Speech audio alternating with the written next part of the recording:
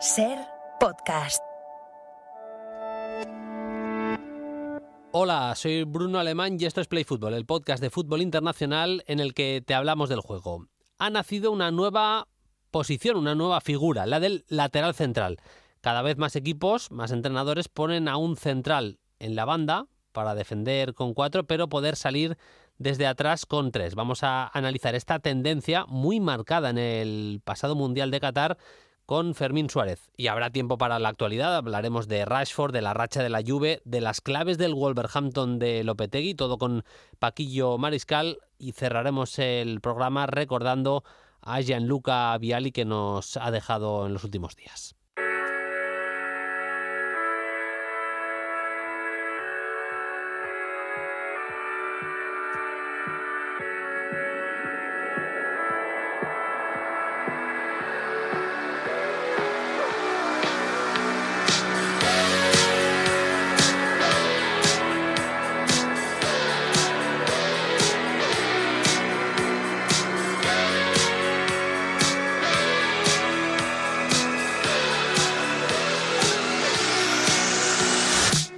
Vamos allá con el segundo episodio de Play Fútbol en este 2023. Luego atacaremos temas de actualidad, lo haremos con Paquillo Mariscal. Mucho tema de fichajes dentro de la actualidad. Luego iremos a algunos de los más sorprendentes, de los más llamativos. Lo atacaremos en la sección 3 preguntas para Paquillo Mariscal. Pero antes vamos con la portada del programa. Ya hemos prometido hablar de las tendencias en lo táctico que nos ha dejado el Mundial. Con especial relevancia. La posición de lateral, ya lo sabéis, es una de las más manoseadas en la historia del fútbol, empezando porque no siempre se han utilizado. Durante todos los años que funcionaba esa WM de Herbert Chapman, los laterales propiamente no existían o no tenían cabida tal cual, y luego a lo largo del tiempo hemos visto 1001 versiones de laterales, desde los marcadores y rápidos y aguerridos, un poco al estilo Camacho, Xavi Ferrer me viene a la cabeza, los aviones que llenaban toda la banda, los Cafú, Roberto Carlos y compañía, también generadores de juego, los que buscaban asociarse un poquito más, del estilo de Junior, Dani Alves, Marcelo, Alexander Arnold, bueno, que hemos tenido laterales de todo tipo y manera. Y luego a nivel posicional, en los últimos años estamos viendo cómo muchos laterales, por esa tendencia de los equipos a jugar con 3 centrales, se han tenido que readaptar, han tenido que pasar la mayoría a ser carrileros, han tenido que cambiar propiamente de posición. Con la llegada de Guardiola al Bayern de Múnich vimos ese movimiento de que el lateral pasara a ser una escolta del mediocentro, un interior más. Lo vimos con la figura de Philipp Lahm. Esto buscaba tratar de cerrar vías interiores para los contraataques de los rivales especialmente, pero también ganar un jugador por dentro para construir, para tener una línea de pase más. Y en los últimos tiempos estamos ante una tendencia que me parece importante. Me acompaña en el estudio Fermín Suárez. Hola Fermín, ¿qué tal? Muy buenas. Hola Bruno, ¿qué tal? Muy buenas. Es la tendencia, y la hemos visto reforzada seguramente en el Mundial, Fermín, del, vamos a decir, el lateral central, el falso lateral central, lo podemos llamar como queramos, pero acaba siendo un jugador que cuando defiende es lateral, una defensa de 4 futbolistas, pero que a la hora de construir se pone en una línea de 3 con los centrales y que prácticamente no gana altura, no gana vuelo, no es un futbolista que se incorpora al ataque como lo han hecho los laterales en los últimos tiempos. Sí, un lateral más cerrado que te da una salida de 3 y te permite a la vez descolgar al lateral zurdo, que suele ser el más pujante, el más dominador, el que puede ganar mucha más altura. Y a veces hay equipos que lo han tenido que hacer porque no tienen un lateral derecho con capacidad para proyectarse, otros simplemente porque consideran que te puede dar mucho un lateral más por dentro en construcción, y a la vez refuerzas el papel que pueda tener el lateral izquierdo, que puede tirar mucho más.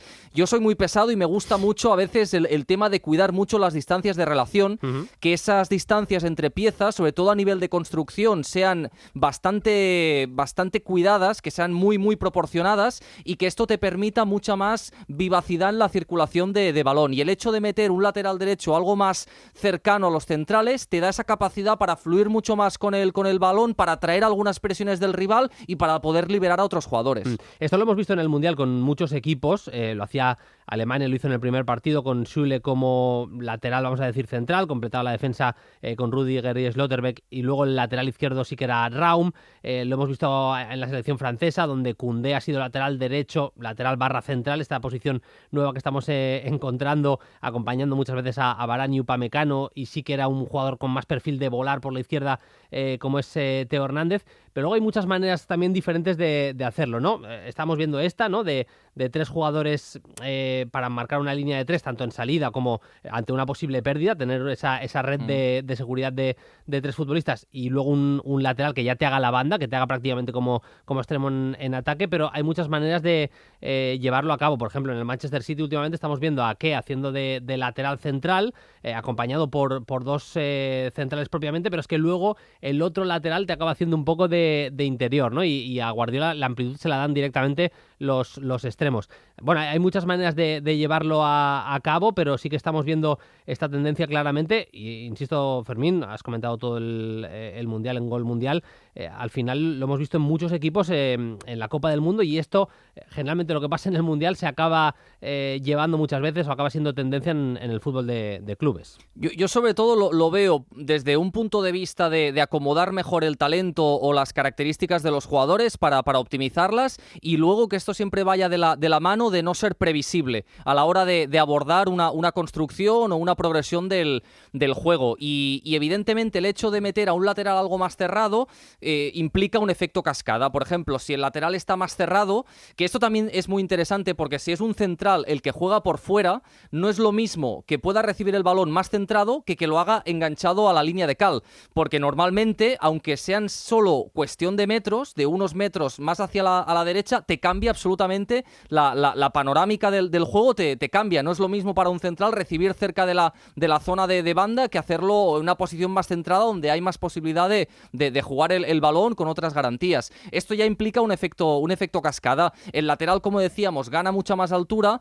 incluso el interior puede acercarse al central zurdo para traer una presión, el extremo izquierdo de banda ya se mete dentro y ya se mete en esa zona de cuadrados que queda entre el centro del campo y la defensa, y la banda derecha, por ejemplo, puede ser explotada por un interior que pueda ensanchar en un momento dado, o por un extremo mucho más fijo, como el caso del City de Guardiola. Todo esto son movimientos algo más imprevisibles que, bien ejecutados y con un encadenamiento positivo y con una vivacidad interesante en la circulación de balón, te hace que puedas tener muchas más opciones de instalarte con comodidad en campo rival. Estamos diciendo algunos clubes, selecciones que lo han hecho. No hay que olvidar que el superlíder de la Premier, el Arsenal, está jugando con Ben White de lateral barra central derecho, que acompaña normalmente a Saliba y a Gabriel Magalhães, y ya en la izquierda es Zinchenko el que hace de lateral, que se mete por dentro, un poco como lo que está haciendo Guardiola últimamente. En el caso del Bayern de Múnich, Pavard te acaba haciendo de lateral central por la derecha, acompaña a 2 centrales,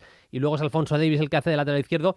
Fermín, hablábamos antes de la red de seguridad que te permite, ante una posible pérdida, salir con 3, estar permanentemente con 3 atrás, y no tener una salida con 2 centrales y los laterales ya un poquito más descolgados. Estás solo con una red de seguridad de 2 y pasas a tener 3 con esa salida con el central haciendo de lateral, pero al mismo tiempo tiene una contraprestación, que es que si tú lo que quieres realmente es defender con 4 atrás y uno de los laterales gana muchísimo vuelo, necesita superhombres, o sea, que ese lateral sea una bestia física para que no le pillen la espalda constantemente. Claro, estamos tratando casos como el de Francia, Theo Hernández, una auténtica bestia, volviendo y corriendo para atrás, Alphonso Davies en el Bayern, pues es que le puedes pedir que suba y baje, pero sí que es cierto que ese perfil del lateral que vuela un poquito más, que le pides que sea carrilero y lateral casi al mismo tiempo, necesitas que sea un tío que tenga prestaciones físicas importantes. E incluso en la banda contraria, que acaba siendo la banda pasiva, porque se supone que si tienes un Theo Hernández de turno que se pueda proyectar, o un Jordi Alba que también lo puede hacer con más asimetría, el hecho de jugar con la asimetría siempre me parece interesante, pero implica que hay ciertos jugadores que van a tener que asumir un papel condicional o un papel de recorrido mucho más acentuado. En banda derecha, por ejemplo, si hay un extremo único que es el que está ocupando la banda, pues cuando suba el lateral izquierdo y se produzca una pérdida y el lateral izquierdo del equipo rival se incorpore y te gire en el juego con un balón largo, el extremo ha de de currar y ha de bajar y ha de tener esa concentración y esos mecanismos defensivos para hacerlo. Si el lateral que está dentro y que es cierto que es un cortafuegos y te ayuda en el momento de la pérdida, imagínate un Joao Félix de turno que se mete en esa zona, te atrae, te saca mucho más de tu parcela y ahí se genera un agujero que puede aprovechar a alguien de la siguiente línea. Bueno, son situaciones que te pueden llegar a exponer, pero también se supone que con este circuito de pases que tú vas ganando y que vas atrayendo saltos y que vas desorganizando al adversario, llega un momento en que el adversario tampoco no está tan organizado como para montarte una transición de quitarse el sombrero. Bueno, ahí ya está un poco la utilización que tú haces de esa posesión, si es mucho más agresiva y amenazadora y realmente desgastas al oponente. Ya para cerrar sobre este tema, luego Fermín acabaremos con un poco las conclusiones tácticas, alguna conclusión interesante a nivel táctico que nos deja el Mundial, pero al final estamos viendo que sea porque muchos equipos juegan directamente con 3 centrales y carrileros, sea porque hay equipos que te meten al medio centro entre los centrales, muchos equipos que te bajan, tipo el Madrid lo ha hecho en muchas ocasiones con Toni Kroos, sí. Al final te baja casi a una posición de falso lateral izquierdo si se quiere. Entre todos estos equipos y cómo juegan todos ellos, tenemos siempre, o a muchísimos clubes, también selecciones, que al final te acaban haciendo una salida con 3 atrás y lo que intentan básicamente es tener superioridad ante una gran mayoría de equipos que acaban presionando con 2 puntas, sea con 2 delanteros propiamente o con el delantero y el media punta o el delantero y uno de los interiores, pero ante una gran mayoría de equipos que te lanzan esa primera línea de presión con 2, lo que están haciendo los equipos, sea con falso lateral central, sea con el pivote entre centrales, sea con línea de 3 directamente, es salir con 3.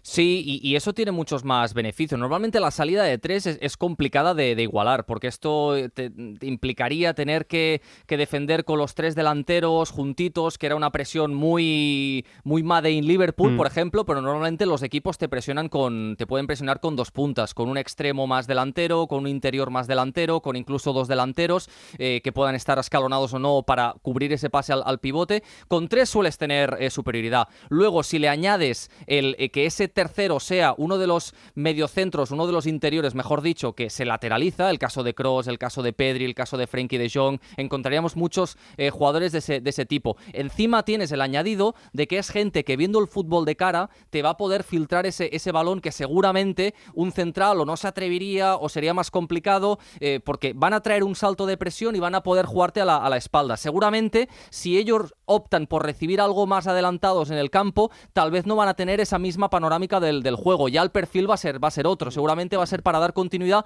pero no para meter ese pase interior que tan solo ellos podrían ver.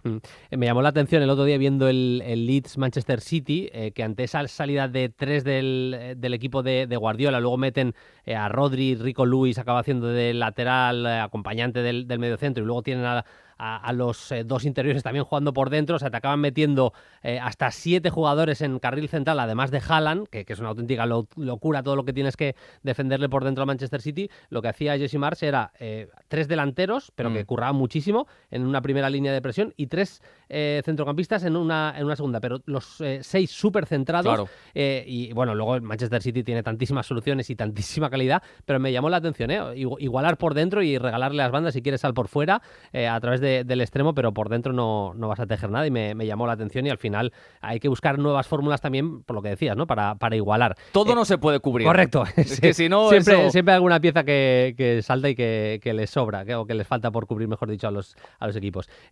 Conclusiones del Mundial. Fermín, me decías capacidad de adaptabilidad de muchos equipos, sobre todo, ¿eh? Sí, es que al final la final es de 2 equipos que con sus matices y su filosofía han sabido adaptarse a muchísimos escenarios. Seguramente Argentina, y es la campeona, lo ha hecho con más holgura en distintas fases, pero me parece que se encamina todo hacia ese punto. Hablábamos del City, equipos tan dominadores, con tanto poder adquisitivo y que puedan acabar de moldear un equipo. Que necesitas mucho tiempo para trabajar y las selecciones tampoco lo tienen tanto. Exacto, encima con ese añadido de que hay menos tiempo.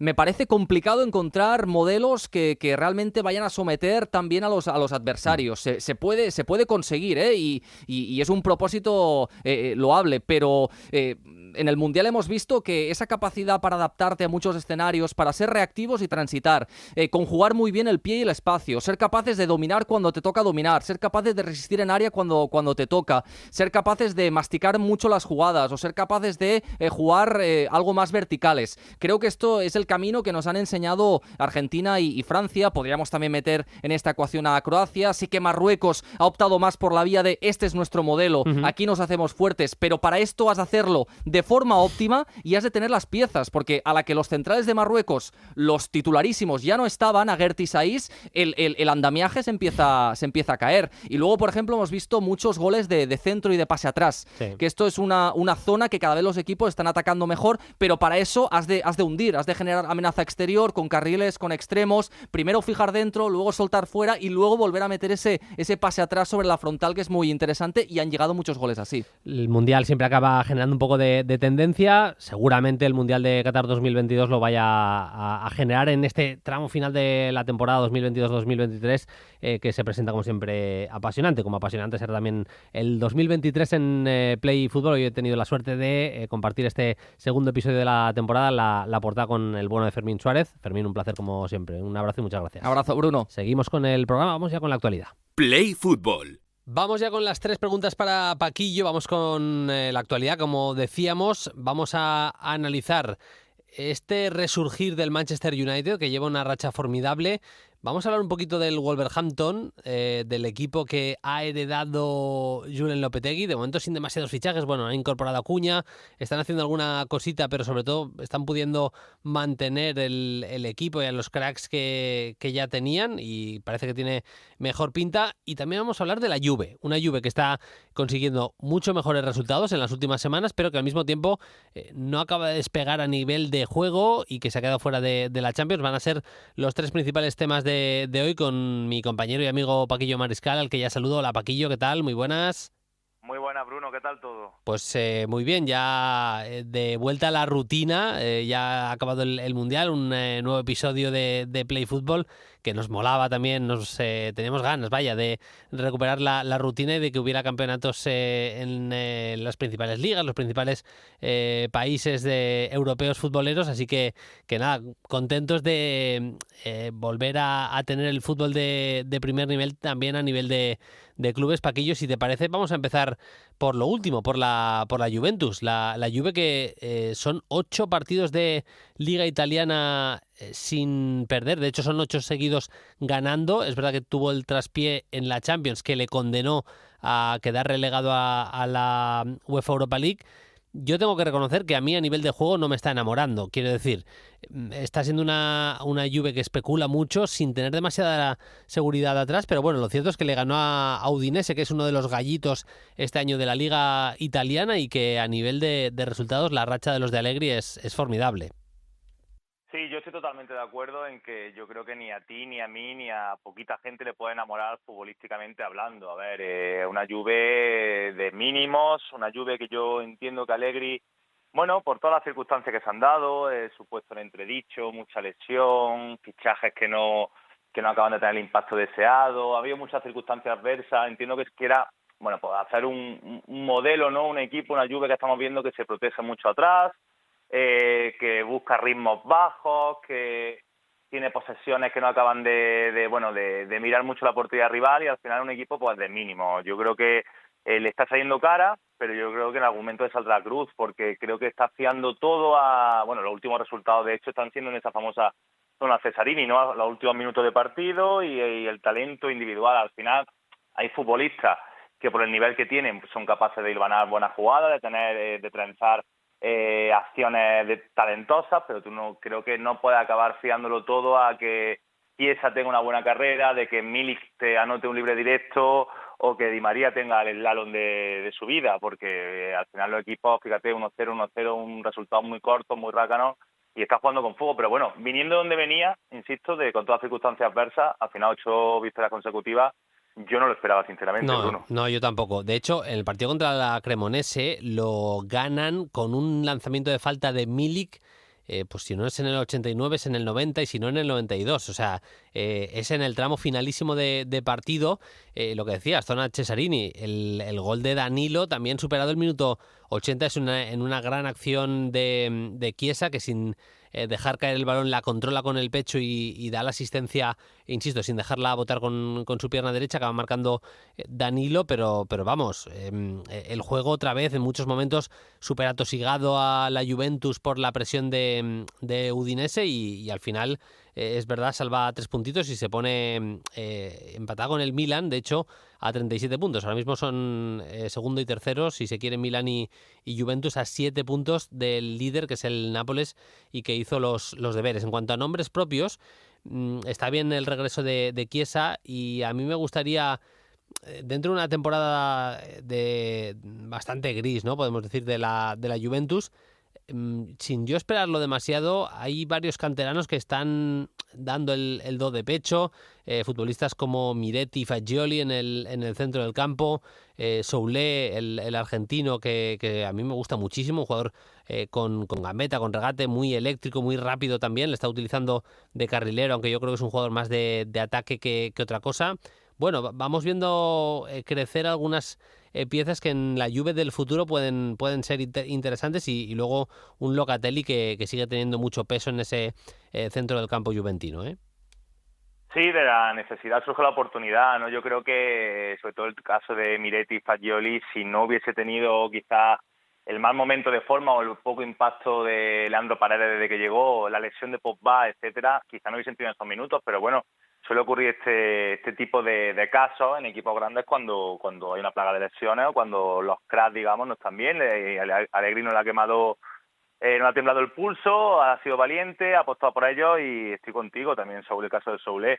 Jugadores que no tienen esa presión, tienen desparpajo, quieren demostrar, y yo especialmente me gusta muchísimo Miretti. Creo que es un futbolista que tiene muchísimo futuro, creo que entiende muy bien el juego, sabe posicionarse muy bien, ocupa muy bien los espacios, se entiende muy bien con Locatelli y Rabiot en el centro del campo y bueno, poquito a poco, es verdad que también están siendo piezas clave. Yo creo que a ellos, y de los nombres ya más contrastados, anotó Danilo el gol de la victoria, Bruno, que es el jugador con más minutos esta temporada de la Juve. Creo que un tipo infravalorado que al final ha ido haciendo carrera jugando de central línea de 3, de lateral de ambas bandas, carrilero, centrocampista cuando la ocasión se la ha necesitado y hablan muy bien de él, evidentemente, que se ha jugado con más minutos del equipo de la Juve esta temporada. Es un jugador que ha evolucionado muchísimo desde sus inicios en el Santos. Me acuerdo aquel Santos campeón de la Libertadores con Danilo, con Neymar y compañía, pero que es otro jugador, pero que es súper válido, evidentemente.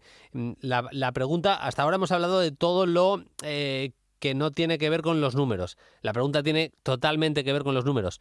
¿La ves peleando a la Juve? Ya no digo que mejore su juego, pero ¿en la lucha por el título crees que se meterá de lleno en algún momento? Yo pienso que no, por lo que te decía al principio, dándote mi opinión, Bruno. Yo creo que al final le va a salir cruz. Yo creo que el jugar a esta apuesta, ¿no? de ir a bajo mínimo y a resultados cortos y demás, yo creo que cuando tenga un par de toros enfrente no lo veo que la racha, la dinámica positiva se alargue muchísimo. También es verdad que hay que recuperar gente que tiene que ser importante, pero yo no, lo que es peleando el Scudetto no lo veo. Yo solo veo que pueda luchar por el título si lo pierde el Nápoles, es decir, si se cae mucho el Nápoles en la segunda vuelta, que de momento no está ofreciendo signos de ello, yo creo que puede acabar peleando por el título la Juventus. Vamos con el segundo tema, que es el Wolverhampton de Lopetegui. Arrancó ganándole al Aston Villa en el primer partido, perdió el segundo contra el Manchester United, pero compitiendo bastante bien, y luego son 2 empates seguidos. En el tercer partido de Premier empató el equipo de Lopetegui y, perdón, he dicho, la primera jornada le gana al Everton, no al equipo de Emery, al Aston Villa. Empata contra el Aston Villa en la tercera jornada de Premier, y en la jornada del sábado tenía ese duelo en FA Cup contra el Liverpool. Hay gente que piensa que tal y como está de acuciado de puntos, lo mejor era que el Wolverhampton tirara un poco la FA Cup, pero compitió bien y sacó el replay. A mí me está gustando. Luego iremos, si quieres, al Liverpool y analizaremos bien el partido, pero estoy viendo cositas que me llaman la atención positivamente en el Wolverhampton de Lopetegui, empezando, Paquillo, por que es un equipo dúctil, que es un equipo que va cambiando de sistema y el equipo no se resiente. Sí, está demostrando Lopetegui su capacidad de adaptación rápida, ¿no? No es fácil, a pesar de que hemos tenido, evidentemente, ese mundial de por medio y ha tenido ese tiempo para hacer los equipos, esos stage, ¿no? Esa mini pretemporada, sobre todo en el caso de cuando cambias de técnico, como ha pasado Lopetegui, pero bueno, no es fácil dar el salto del Sevilla, una liga como la Premier, o el Phantom, la dinámica tan negativa, y es verdad que se ven brotes verdes de cosas positivas. Yo siempre he pensado que esta plantilla de Wolverhampton estaba para más cosas. No digo que sea Big Six, evidentemente, pero tampoco para que estuviese tan mal como estaba, ¿no? Y sí, efectivamente, se está viendo un equipo, sobre todo, que es capaz de adaptarse a las diferentes situaciones del juego. Lopetegui creo que inteligentemente quiere que sea su equipo férreo atrás, ¿no? Que sea seguro, que muestre un poquito más de fiabilidad, que desde que empezó la temporada han sufrido muchísimo. Le está... verdad que todavía no tiene esa fiabilidad 100%, pero bueno, creo que están más juntitos, un equipo más compacto sin balón, que en campo propio concede menos espacio al rival.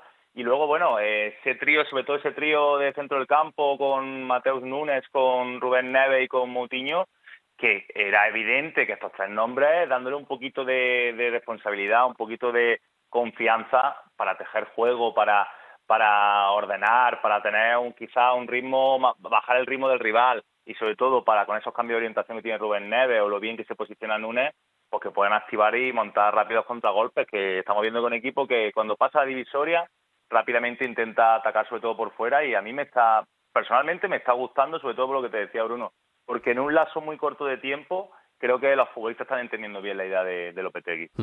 Luego iremos con ese centro del campo que has citado, porque coincidimos 100% y la pregunta será sobre ello, pero es que le hemos visto jugar con un 4-3-3 bastante claro en ese partido contra el Aston Villa de Emery. Salió con defensa de 4, como decía Paquillo, Rubén Neves, Mateus Nunes, Moutinho en el centro del campo, Podence en una banda, Juan en la banda derecha y Diego Costa arriba, además repartiéndose muy bien los espacios lateral y extremo, que creo que se ve bastante claro que está incidiendo mucho en eso Julen Lopetegui. En cambio, la especificidad de cómo prepara cada uno de los partidos Lopetegui, yo creo que es una de las grandes armas del técnico guipuzcoano, y en ese partido contra el Liverpool el sábado, más allá de que hizo mucha rotación, hizo defensa de 4 con Lembiquisa en lateral derecho, Collins, Totti centrales y Johnny lateral izquierdo. Lo que hacía era doblar banda izquierda porque Aït-Nouri era el segundo jugador de banda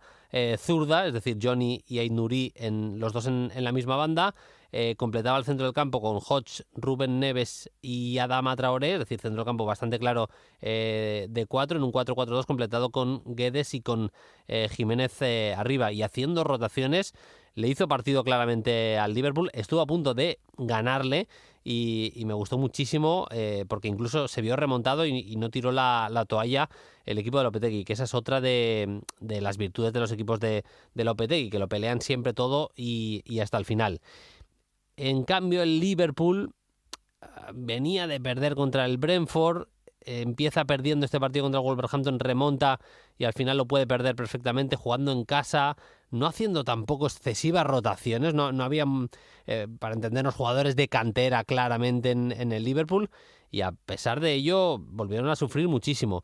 Yo no sé si coincides, Paquillo, pero a mí me da la sensación que es un equipo que empezó siendo bastante directo, de bastante contragolpe con Jürgen Klopp, que pasó por una etapa en la que a mí me encantaba el Liverpool, que era un equipo capaz de todo, capaz de jugarte en campo contrario, de presionar, en ataque posicional generar mucho peligro, también hacerlo al contragolpe, y ahora mismo me parece un equipo con muchos problemas para ser peligroso en transición, para ser peligroso de forma directa. No sé si tiene que ver con que Thiago Alcántara esté en el centro del campo mandando mucho, pero si no es aposentado en campo rival y demás, me cuesta ver al Liverpool con esa chispa, ese trueno que era el Liverpool en ciertos momentos. Incluso te diría que a nivel físico no les veo en ese punto, ni mucho menos, Sí, yo tampoco. Yo creo que el modelo que todos conocemos, Jürgen Klopp, que le dio tantísimo éxito en el Borussia Dortmund y que le dio éxito y le ha dado desde que llegó a Anfield, es ese equipo evidentemente vertiginoso, de rock and roll, de robar y salir corriendo y en transición destrozarte. Y creo que desde que se firmó a Thiago Alcántara, yo inteligentemente también entiendo que Klopp quiso tener más recursos, también un equipo que solamente dominaba a partir de la presión y robo y esa transición que hablamos, pero necesitaba, esas largas fases de posesión porque los rivales se le echaban atrás. Entiendo que por ahí también la llegada de Van Dijk, que te organizaba el juego de atrás y te hacía esos cambios de orientación tan importantes, fue mutando un poco este Liverpool, pero es verdad que a día de hoy físicamente ha bajado el pistón. Yo creo que la baja de Sadio Mané, que es estructural, creo que a pesar de que hay muchos muy buenos futbolistas, fíjate, debutó Gakpo, está Luis Díaz por ahí, Diogo Jota, para sustituirlo, entre comillas, Mané es insustituible. Creo que era estructuralmente importantísimo también para lo que estamos hablando de comandar esas transiciones. Y al final, el equipo, si físicamente no está bien y se queda a medio caballo, en terreno de nadie, entre querer sumar muchos pasos, tener posesiones más largas o correr, se está dando, esto que estamos comentando y mil y un problemas más, porque si quieres, da para un programa largo, Bruno, hablar de la defensa del Liverpool, con Van Dijk o sin él. Creo que el equipo ha ido perdiendo magia, chispa, llamémoslo como queramos, y yo no sé hasta qué punto, pero quizás estamos hablando de la última temporada de Jürgen Klopp a cargo del equipo, porque sabemos que es un tipo honesto, un tipo que va de cara y que si ve que no puede dar más de sí, no sé hasta qué punto va a llegar el técnico alemán en el banquillo. Veremos qué es lo que pasa. Tiene la eliminatoria en Champions contra el Real Madrid. El debut de Gakpo fue bastante discretito y es un jugador en el que tengo muchísima fe, mucha confianza, pero no acaba de explotar ninguna de las fórmulas en la delantera de momento. Es verdad que con bajas importantes, la de Luis Díaz lo es, Diogo Jota también. Juego en Salah con Darwin y con Gakpo y no acabó de funcionar en ataque el Liverpool. La pregunta es precisamente, te lo decía antes, sobre el centro del campo del Wolverhampton. Es verdad que Moutinho ya tiene una edad, es verdad que Matheus Nunes prácticamente está debutando, Rubén Neves seguramente sea el que está en una edad más provechosa para un futbolista. A mí me encantó el partido de Rubén Neves, mandando muchísimo con balón, calmando las aguas, calmando la presión del Liverpool, pero también con unas ayudas en defensa impresionantes. Me gustó mucho el partido del portugués, pero la pregunta es directa. Son 3 portugueses, pero son buenísimos: Rubén Neves, Matheus Nunes, Moutinho. ¿Te parece uno de los 5 mejores centros del campo a priori de la Premier League? Sí, a priori sí, por nombre sí. Luego el funcionamiento puede ir mejor, puede ir peor. Estamos hablando del Liverpool, fíjate que el Fabinho, Thiago, Keita o Henderson tiene que ser uno de los 5 mejores, pero luego no están funcionando. Pero para mí, por nombre sí me parece, y creo que de aquí a lo que queda de temporada, Bruno, vamos a ver a los 3 funcionando bien, porque creo que Lopetegui es muy inteligente. De hecho, fíjate que Rubén Neves, si no recuerdo mal, lo hizo debutar en su etapa en Porto. Le va a dar el peso del equipo a ello y creo que el equipo se va a estructurar a partir de ello. Es que son 3 jugadores que, para empezar, que tienen gol, porque Matheus Nunes es un jugador con cierta llegada y tanto Neves como Moutinho tienen amenaza en el tiro de media distancia, mucha amenaza, ambos futbolistas. Luego es un centro del campo consistente defensivamente. Es verdad que Moutinho ya no tiene el motor de otros años, pero son jugadores sacrificados defensivamente, y luego tienen recursos como el pase en largo de Rubén Neves, las conducciones de Matheus Nunes. Yo creo que a partir de ese centro del campo, Neves, Nunes, Moutinho, Lopetegui tiene cosas para construir interesantes entre manos, pero veremos qué es lo que acaba pasando con esta temporada, que es difícil, la segunda parte de la temporada para un Wolverhampton que tiene o que necesita salvarse. Y vamos a cerrar con el Manchester United, que es, hablamos del Liverpool, que es rival del Real Madrid en la Champions. El United es rival del Barça, en este caso en la Europa League. La racha del equipo de Ten Hag es formidable. Se ha metido en plazas de Champions en la Premier y superó clarísimamente al Everton en la eliminatoria de la Copa Inglesa, de la FA Cup. Quiero citar sobre todo dos grandes argumentos. Uno es el centro del campo. Ha encontrado centro del campo Ten Hag. Está jugando casi siempre 4-2-3-1 con Casemiro y Eriksen en el doble pivote y Bruno Fernández unos metros por delante, casi en una media punta. Y luego, y empezamos por ahí si te parece, el nombre de Marcus Rashford, que es me atrevo a decir ahora mismo, Paquillo, uno de los 3 jugadores más en forma del continente, uno de los 3 jugadores más en forma de todo el mundo. Qué momento futbolístico de Marcus Rashford.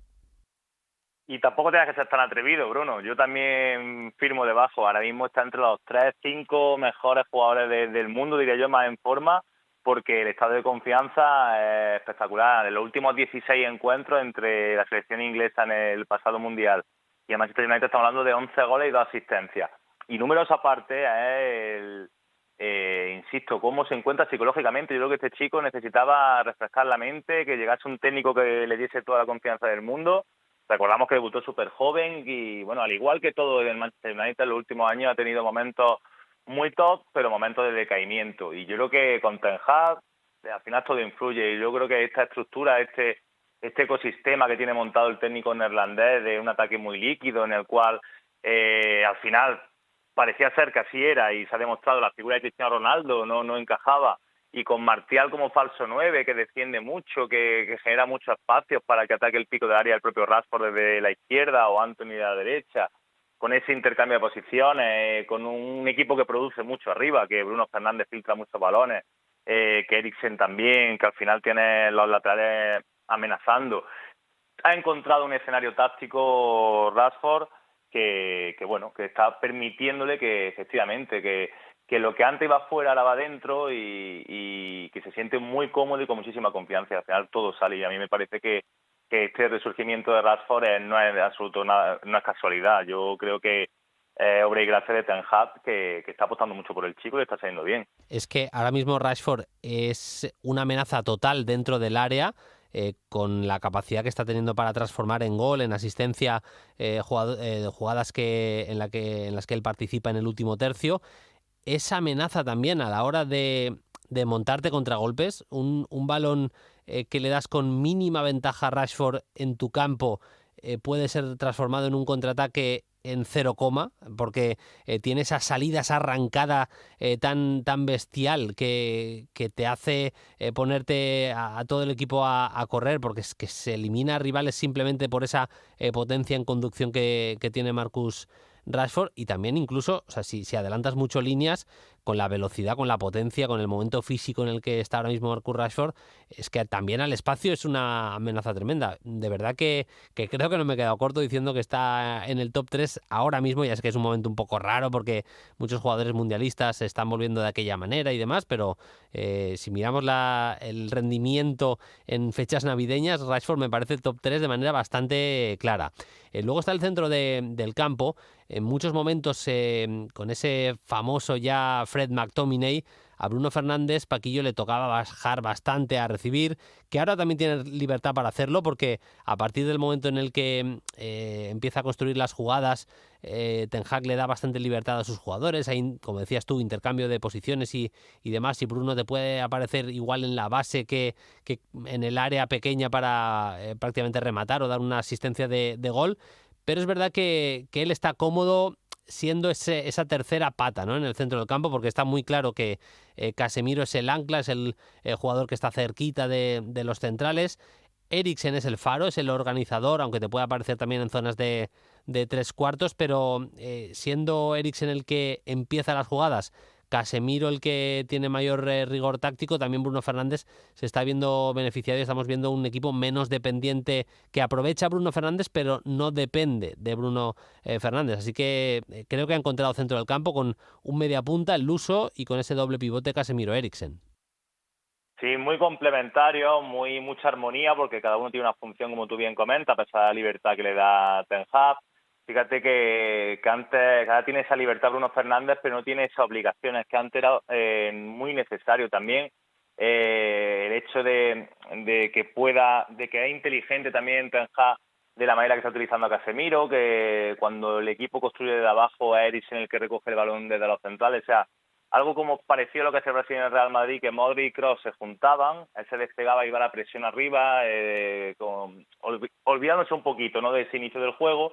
Y aquí ocurre algo similar, y veces que Casemiro toma altura, baja Bruno junto a Eriksen, son los que organizan los primeros pases, y al final tiene muchísimo talento. Estamos hablando de que también con balón está sumando también mucho Casemiro, sobre todo en campo contrario, que siempre se ha achacado bastante, y sabemos todos que el brasileño también tiene esa dulzura cuando tiene espacio sobre todo, y por supuesto yo creo que hay que romper una lanza a favor de Christian Eriksen, Bruno, porque después de lo que pasó la pasada Eurocopa, es un milagro que haya vuelto a jugar, pero sobre todo es un milagro que haya vuelto a jugar a este nivel.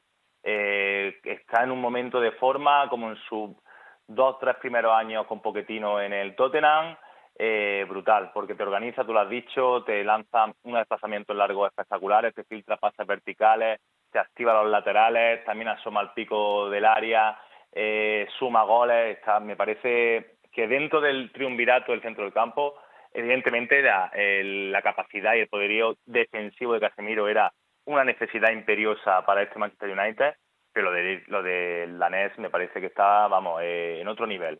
Totalmente de acuerdo. Además, cómo va leyendo los partidos también Ten Hag y los propios jugadores también. Hay momentos, muchos momentos de partido en la primera línea de presión del Everton. En ese partido de Copa era con dos futbolistas, con Gray y con Mopé. Y al final lo que acaba haciendo, porque era un sistema con 3 centrales y carrileros, claro, solo tenía a Mykolenko y a Coleman defendiendo las bandas. ¿Qué hizo Ten Hag? Pues carga mucho las bandas, más allá de atacar con Rashford y Antony, que son los extremos.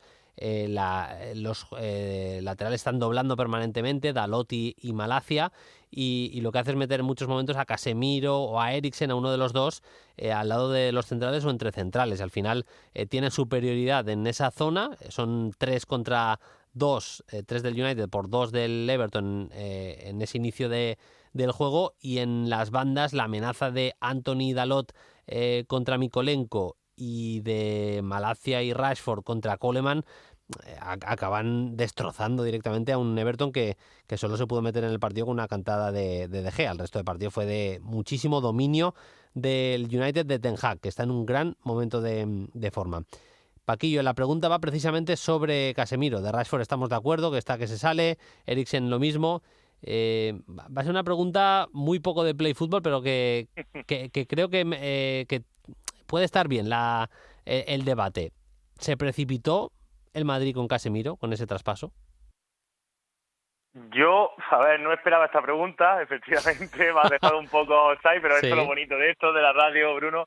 Yo creo que sí, sinceramente, y yo soy un enamorado, digamos, de Tchouaméni, me parece un futbolistazo, pero también pienso yo no pensaba que Casemiro iba a estar a este nivel en el Manchester United por muchas circunstancias. Y creo que a día de hoy, además, se está demostrando, post-mundial, la racha del Real Madrid tampoco está siendo la del curso pasado. Creo que se nota la ausencia de Casemiro, a pesar de que Tchouaméni sea un futbolistazo, ya sabemos todo lo que aporta, lo que puede aportar en un futuro, y que es muchísimo más joven. Pero claro, es complicado, ¿no? Creo que encima tú y yo lo hablamos en agosto, cuando el mercado de fichajes, cuando se dio el fichaje de Casemiro.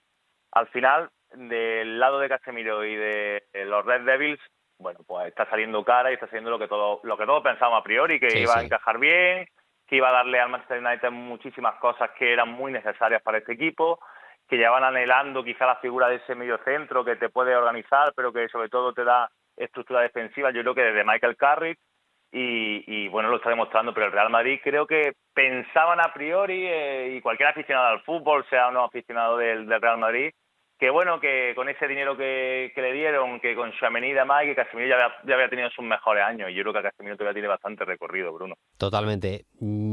A ver, yo voy a reconocer que me parecía una buena operación de mercado lo que hizo el Real Madrid. Puedes decir que Casemiro lo compra un poco caro el Real Madrid, pero a Tchouaméni lo compra un poco caro el Real Madrid, a Casemiro lo vende bastante caro también el Real Madrid, teniendo en cuenta la edad que tiene. Yo daba por hecho que lo que está pasando podía pasar, es decir, que Casemiro estuviera bien en los primeros meses en el United, porque es un jugador con muchísima experiencia y es un competidor nato. Eso lo podíamos imaginar prácticamente todos, y que Tchouaméni le pudiera costar un poquito también, pero es que no voy a decir que le estoy viendo involucionar a Tchouaméni, que me parece un jugadorazo y creo que tiene un futuro brutal, pero es verdad que esperaba, por la personalidad que tiene también el galo, reconozco que, pero porque tenía una fe muy, muy grande en él, esperaba un pelín más. Por eso Sí. he hecho la pregunta y he tirado un poquito de amarillismo, pero sí, creo que Casemiro es que tiene esa manera de competir tan bestia que es imposible no echarle de menos. Dicho lo cual, yo estoy seguro que Tchouaméni va a triunfar seguro en el Madrid. Pues nada, la semana que viene más, Paquillo, hemos hablado a fondo del United, de este Wolverhampton de Lopetegui, le hemos hecho un poquito un traje a Allegri a pesar de los buenos resultados. Ha habido un poquito de todo, Paquillo? Sí, muy variado para volver, para ser primer play post mundial, más allá del especial Sí. tan exquisito que hiciste de Pelé. Bueno, ha estado bastante bien y bueno, que nos perdonen los aficionados turineses, que a lo mejor alguno está de nuestro lado, aunque sean muy fan de Allegri, ¿no, Bruno? Seguro que es así. Por cierto, que reanudamos el tema de las preguntas y los comentarios. En comentarios de iVoox nos podéis dejar vuestras preguntas, vuestros comentarios, lo que os dé la gana. También en @playfutbol en Twitter. @playfutbol en Twitter nos podéis preguntar lo que queráis y lo metemos en la sección Paquillo y servidor. En la última semana, Paquillo, había una señora en los comentarios de iVoox que nos explicaba cómo recuperó a su marido gracias a un santo, un sanador, una cosa así. No es broma, te lo juro. O sea, Sí. la gente utiliza los comentarios de iVoox para lo que quiere y puede y yo lo digo como pasó. La verdad es que aluciné cuando lo vi y algunos oyentes del Play también lo hicieron y lo expresaron, vaya, en los comentarios de iVoox. Que si es vuestra voluntad dejar ese tipo de mensajes, pues bienvenido sea. Pero vamos, que no era esa la intención primigenia, era que pudieseis opinar de fútbol, del programa y que nos pudierais preguntar cosas a Paquillo y a mí, que lo reanudamos, insisto, esta próxima semana. Las preguntas para Paquillo y servidor. La semana que viene más, maestro. Un abrazo, Paquillo, gracias. Un abrazo enorme, Bruno. Chao, chao.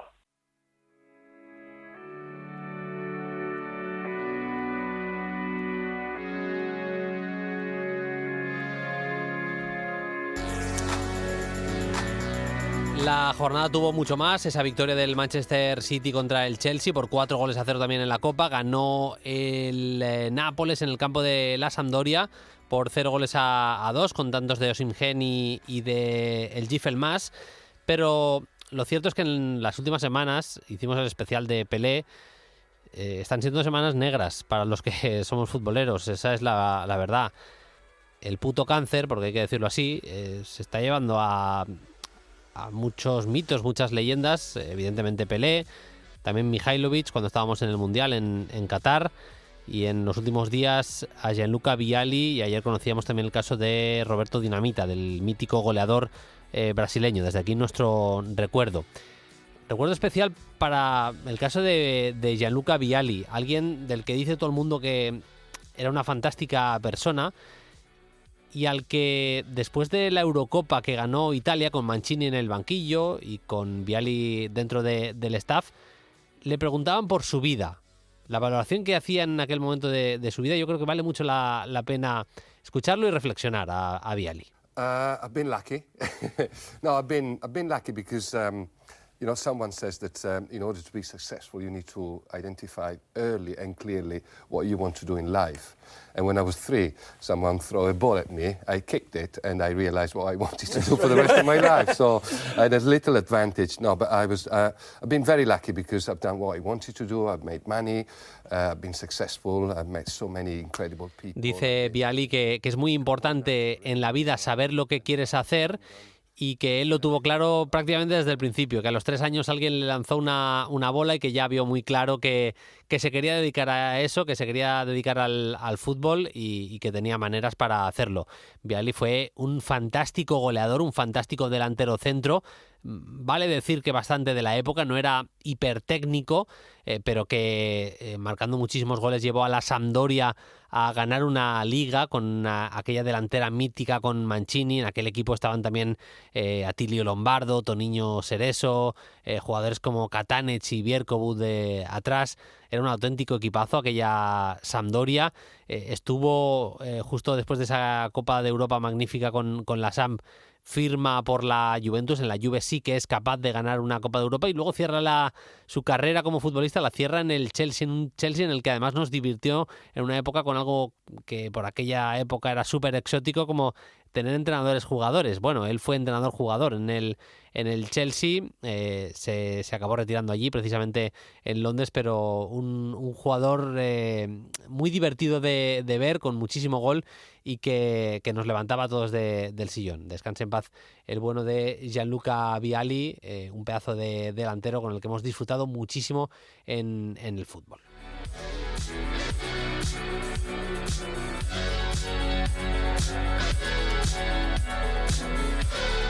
Nosotros nos vamos ahora sí, volveremos la semana que viene, el lunes que viene, con más contenidos. De hecho, con una entrevista a un joven entrenador español que tengo bastantes ganas de hacer. Quedáis avisados. Hasta entonces, sed felices. Adiós. Suscríbete a Play Fútbol. Todos los episodios y contenidos adicionales en la app de Cadena SER y en nuestros canales de Apple Podcast, Spotify, iVoox, Google Podcast y YouTube. Disponible los lunes a las 10 de la mañana. Cadena SER. La radio.